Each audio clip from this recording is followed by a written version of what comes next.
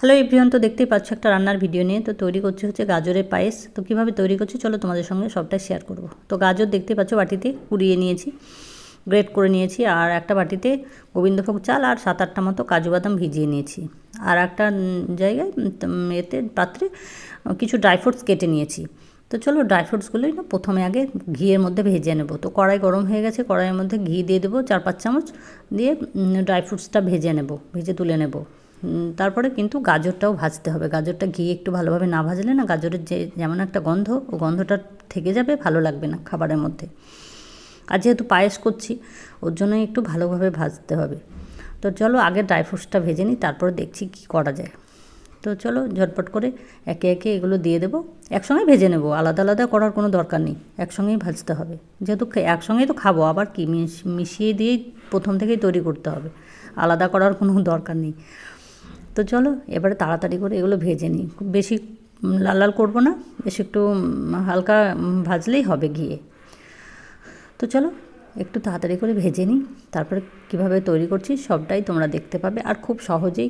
আর হ্যাঁ, দুধটা কিন্তু আগে থেকে তোমাদের জাল করে একটু ঘন করে নিতে হবে, যদি দুধ পাতলা থাকে তাহলে। আর যদি ক্রিমি দুধ থাকে বা ফ্যাটওয়ালা দুধ থাকে তাহলে দরকার নেই, কিন্তু দুধটা একটু গাঢ় না হলে পরে না খেতে ভালো লাগবে না। আর গাজরের যেহেতু এটা পায়েস করছি, সেক্ষেত্রে তোমাকে দুধটা গাঢ়ই হতে হবে, ভালো হবে দেখবে খুব। তো চলো খুব সহজেই তাড়াতাড়ি রান্নাটা সেরে নিই। তো দেখতেই পেলে গাজরটা দিয়ে দিলাম কড়াইয়ের মধ্যে, আর কড়াইয়ে না ড্রাই ফ্রুটস ভাজার পরে আমি 3-4 চামচ মতো ঘি দিয়েছি, দিয়ে আবার কিন্তু ভাজতে লেগেছি, কারণ ঘিটা কম হয়ে গেছিলো। আর গাজরটা যেহেতু অনেকটাই, একটু ঘি বেশি না দিলে পরে না গন্ধটা যাবে না। তো ঘিও দিয়ে দেবে, আর দেখবে আস্তে আস্তে ঘিয়ে ভাজার সাথে সাথে না কালারটা কেমন চেঞ্জ হয়ে আসবে আস্তে আস্তে, দেখেই বুঝতে পারবে যে এবারে ভাজা হয়ে গেছে। তো ভাজা হয়ে যাওয়ার পরে যথারীতি বেশিক্ষণ নাড়তে হবে না, দুধটা দিয়ে দেবে। আর তার মধ্যেখানে না একটা তেজপাতাও আমি দিয়ে দিয়েছি, দেখো তেজপাতাটা দেখানো হয়নি ক্যামেরায়। তো দেখো সাথে সাথে দুধটাও দিয়ে দিলাম, কারণ হয়ে গেছে ভাজা, বেশিক্ষণ লাগে না তৈরি করতে। আর গাজর যেহেতু গ্রেট করা আছে, সেদ্ধ হতে খুব একটা বেশি সময় নেবে না। তো এর মধ্যেই কিন্তু এলাচ দিয়ে দিতে হবে। তো আমিও দিয়ে দিয়েছি, 2টো এলাচ ফাটিয়ে দিয়ে দেবে। যারা একটু বেশি গন্ধ খেতে ভালোবাসো তারা দেবে, আর ফাটিয়ে দেওয়াই ভালো, বেশি গুঁড়ো করে দিলে না মুখে বেশি পড়ে। যারা খেতে ভালোবাসো না তারা তুলে ফেলে দিতেও পারো। তো এইভাবে নাড়তে থাকবো। আর তার মধ্যে যে আমি গোবিন্দভোগ চালের যে পেস্টটা করে রেখেছিলাম, একদমই পেস্ট নয়, ভাঙা ভাঙা যেটাকে বলে, তো ওই ভাঙা গুঁড়োটা এবারে আমি দিয়ে দেবো। তাহলে একসঙ্গে গাজরের সঙ্গে সেদ্ধ হয়ে যাবে তার সাথে। আর যেটা কাজু বাদামের সঙ্গে পেস্ট করব সেটা কিন্তু এখনও দেবো না, আর একটু এটা চালটা সেদ্ধ হবে, গাজরটা সেদ্ধ হবে, তারপরে দেবো। চাল কিন্তু গোটা দেওয়া যাবে না, কারণ গাজরটা যেহেতু একবারে গ্রেট করা, পাতলা পাতলা সরু সরু, তার জন্য একটু সেদ্ধ তাড়াতাড়ি হয়ে যাবে। তাহলে চাল আগে দিতে হবে, তারপর গাজর দিতে হবে। আর সেটা হবে না, কারণ গাজরটা আগে না ভাজলে পরে গন্ধ লাগবে, নাহলে অন্য জায়গায় চাল সেদ্ধ করে তোমাকে মিশাতে হবে, এটাই হচ্ছে নিয়ম। তো চলো এভাবে রান্নাটা অনেকটাই এগিয়ে চলে এসেছে।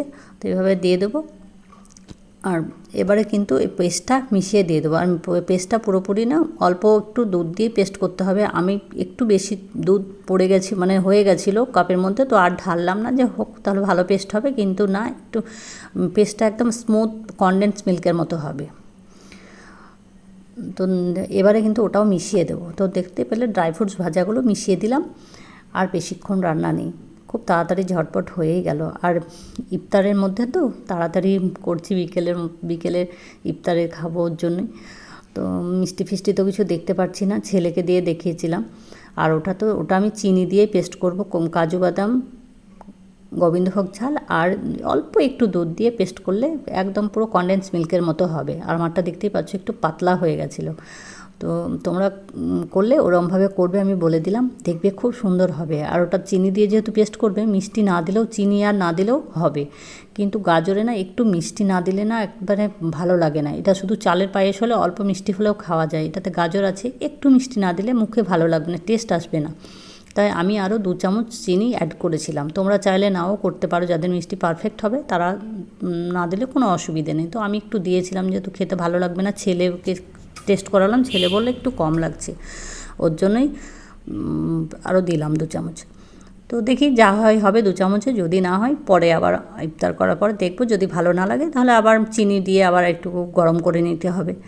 তো এভাবে আর রান্না বেশিক্ষণ নেই, হয়ে গেছে।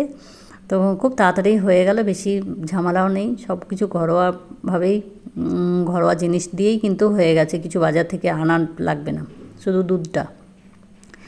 তো একা একা ক্যামেরা করছি দেখেই বুঝতে পারছো, বেঁকে যাচ্ছে, স্ট্যান্ড নড়ে যাচ্ছে, এরম হচ্ছে। তো কেউ করে দিলে না ভিডিও খুব ভালো হয়, কিন্তু সমস্যা কেউ নেই বাড়িতে, শুধু ছেলে আছে, তো ছেলে ও পড়ছে, ওর যেহেতু পরীক্ষা, তাই একা একাই করছি। আর রান্না আমি ইফতারে রেগুলারই মাঝে মাঝে কিছু না কিছু আমি তৈরি করি, কিন্তু দেখানোটা সম্ভব হয়ে ওঠে না, একা একা ইফতার তাড়াতাড়ি করি, তো তো তখন আর ভালো লাগে না। আর আসরের নামাজের পরে বেশিক্ষণ সময় থাকে না যে ক্যামেরা ভিডিও করে তামঝাম করে ভিডিও করব, ওটা আর হয় না ঘটা করে। তো ওর জন্যই আর ভিডিও করা হয়ে ওঠে না। তো আজকে ভাবলাম এটা 3টের সময় করতে শুরু করেছি, যে আসরে আজান হয়ে যাবে তার আগে করি, তাহলে একটু ভিডিওটা করতে পারবো, সেই জন্য। যদি ভিডিওটি ভালো লাগে তো অবশ্যই আমাকে কমেন্টে জানাবে কেমন হয়েছে। ঠিক আছে, চলো টাটা, বাই।